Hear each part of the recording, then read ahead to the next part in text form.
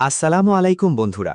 আজ আমরা জানব পবিত্র কোরআনের সূরা আস-সাফফাতের সেই হৃদয়স্পর্শী ঘটনা যেখান থেকে কুরবানির শিক্ষা এসেছে। সূরা আস-সাফফাত হল কুরআনের ৩৭ নম্বর সূরা। এটি একটি মাক্কি সূরা এবং এতে মোট ১৮২টি আয়াত রয়েছে। এই সূরার একটি গুরুত্বপূর্ণ অংশে আল্লাহ তাআলা হযরত ইব্রাহিম আলাইহিস সালামের কঠিন পরীক্ষার কথা উল্লেখ করেছেন। আল্লাহ তাআলা ইব্রাহিম আলাইহিস সালামকে বহু বছর পর একটি পুত্র সন্তানের সুসংবাদ দিলেন।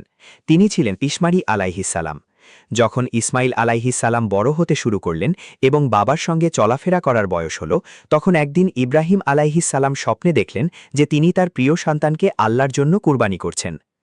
নবীদের স্বপ্ন ছিল ওহী, তাই তিনি তার ছেলেকে বললেন, হে আমার প্রিয় সন্তান, আমি স্বপ্নে দেখছি যে আমি তোমাকে জবাই করছি। এখন বলো, তোমার মতামত কি? ইসমাঈল আলাইহিস সালাম এমন উত্তর দিলেন যা ইতিহাসে ধৈর্য ও ঈমানের এক অনন্য উদাহরণ হয়ে আছে।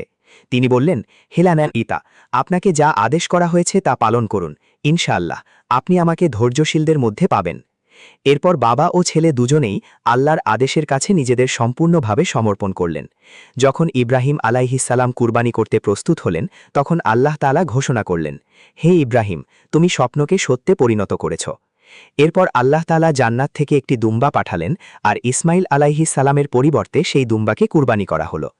এই ঘটনা আমাদের শেখায় প্রকৃত ঈমান মানে শুধু মুখে বিশ্বাস নয়, বরং আল্লাহর আদেশের সামনে নিজের সবচেয়ে প্রিয় জিনিসকেও ত্যাগ করার মানসিকতা রাখা। কুরবানির আসল শিক্ষা শুধু পশু জবাই নয়, বরং নিজের অহংকার, লোভ, হিংসা ও খারাপ কাজকে ত্যাগ করা। আল্লাহ আমাদের সবাইকে প্রকৃত ত্যাগ